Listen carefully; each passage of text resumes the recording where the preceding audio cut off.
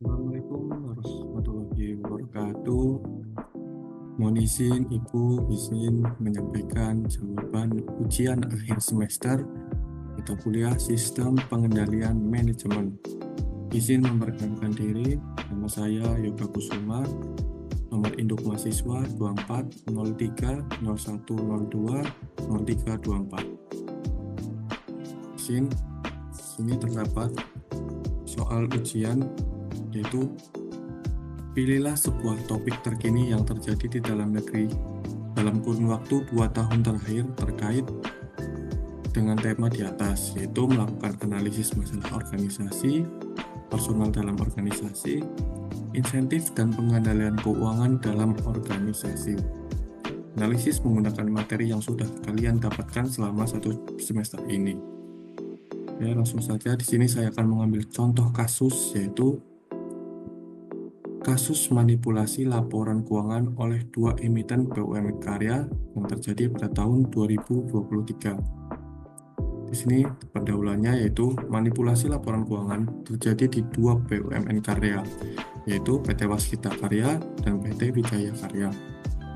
Laporan keuangan tidak mencerminkan kondisi keuangan yang sebenarnya, menyoroti pentingnya tata kelola keuangan dan transparansi di perusahaan milik negara.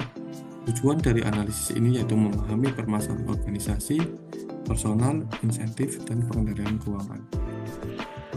Di sini terdapat kronologi kasusnya, yaitu pada tahun 2023, dugaan manipulasi laporan keuangan di PT Waskita dan PT Wika terungkap.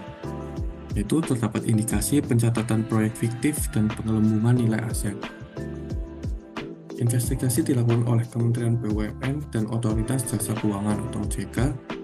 Dampak besarnya yaitu terhadap kepercayaan investor dan pemegang saham. Next, masalah organisasi yaitu pertama, struktur organisasi kurang transparan dan minim pengawasan. Fokus utama lebih terhadap pada progres proyek dibandingkan dengan keberlanjutan finansial. Selanjutnya, tidak adanya sistem peringatan dini untuk kesalahan laporan keuangan. Yang terakhir, tata kelola keuangan yang lemah dan kurangnya akuntabilitas dalam pengambilan keputusan. Next, yaitu analisis personal.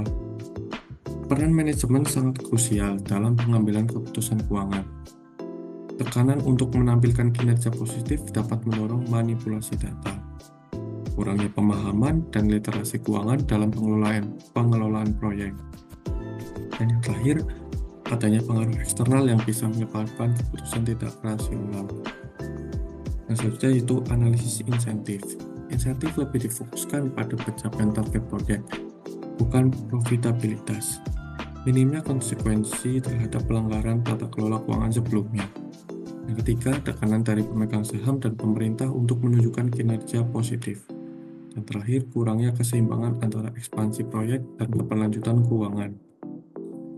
Yang selanjutnya yaitu analisis pengendalian. Sistem audit dan pengawasan keuangan yang tidak efektif. Manipulasi laporan tetap terjadi meski ada audit eksternal. Ketika arus kas negatif dan utang besar tidak terlihat dalam laporan keuangan. Perlunya reformasi sistem tata kelola dan transparansi keuangan di BUMN.